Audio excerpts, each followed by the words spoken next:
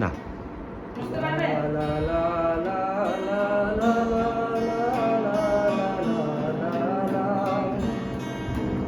আসমানি রে দেখতে যদি তোমরা সবাই চাও, রহি মন্দির ছোট্ট বাড়ি রসুলপুরে যাও। বাড়ি তো নয় পাখির বাসা, বেন্না পাতার ছাই, একটুখানি বৃষ্টি হলে গড়িয়ে পড়ে পানি, একটুখানি হাওয়া এলে ঘর নড়বড় করে।